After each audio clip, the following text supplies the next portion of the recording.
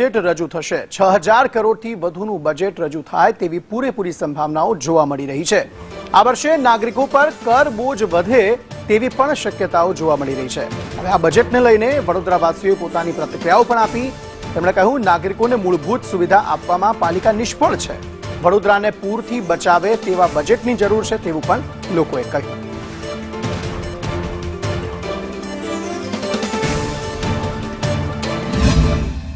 આવતીકાલે વડોદરા મહાનગરપાલિકા record break 6000 કરોડથી વધુનું બજેટ રજૂ કરવાના છે અને આ વખતે કરબોજ વધવાની શક્યતાઓ છે, સંભાવનાઓ છે। ત્યારે વડોદરાવાસીઓ શું ઈચ્છી રહ્યા છે કે નવા બજેટમાં શું હોવું જોઈએ, શું નવું થવું જોઈએ, તે અંગે ચર્ચા કરીશું તેમની સાથે।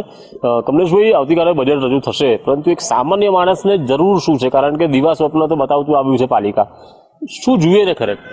ચોક્કસથી વડોદરા શહેરની અંદર નળ ગટર ને પાણીની વ્યવસ્થામાં પુષ્કળ પ્રમાણમાં ભ્રષ્ટાચાર થયો છે અને બજેટની અંદર જ્યારે કહેવાય છે કે જ્યારે બજેટ પાસ થતું હોય છે, બજેટ મંજૂર થતું હોય છે, ત્યારે તમે જોશો કે અનેક બ્રિજોની જાહેરાત કરવામાં આવે છે, બાગ બગીચાની જાહેરાત કરવામાં આવે છે, સાથે સાથે અનેક રીતની જાહેરાતો તો કરવામાં આવે છે, પરંતુ એ જાહેરાતો ઓનલી લોલીપોપ સમાન હોય છે।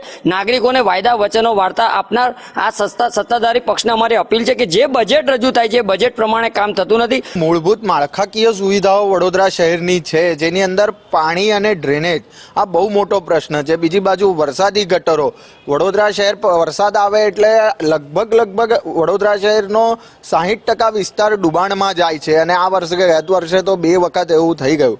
એટલે વડોદરા શહેરમાં જે માળખાકીય સુવિધાઓ છે એના પર ફોકસ વધારે કરવાની જરૂર છે।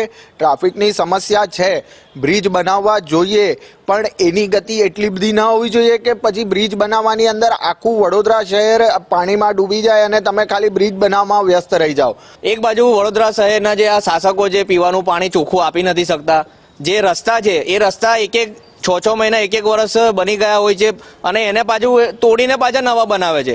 એટલે વડોદરા શહેરના અમને નાગરિકોને જે વડોદરા શહેર છે એને મલ્ટી લેવલ પાર્કિંગની સુવિધા મળવી જોઈએ। પાયાની વાત કરીએ તો રોડ રસ્તા તો છે જ નથી, વારંવાર ખોદી નાખે છે, અકસ્માત થાય છે। રોડ પર જો તો લારી ગલ્લા જોવા મળે છે, લારી ઉઠાઈ લે છે ગરીબ માણસોની, 2500-3000નો દંડ કરે છે। સરકાર પાછી લોન એમને જ આપે છે અને લોન પાછા એમના પાસેથી વસૂલ કરે છે લારી ગલ્લા ઉઠાઈને, તો લોન ભરશે ક્યાંથી? એટલે આત્મહત્યાનો પ્રયાસો બને છે। 4 દરવાજા એટલે કોઈક બહારનો વ્યક્તિ આવે એટલે પેલેસ અને 4 દરવાજા જોવા આવે અને એનું ઐતિહાસિક એ છે। તમે 4 દરવાજામાં જોવા જાઓ તો રેસિડેન્ટ રહેનારા લોકો કેટલા છે?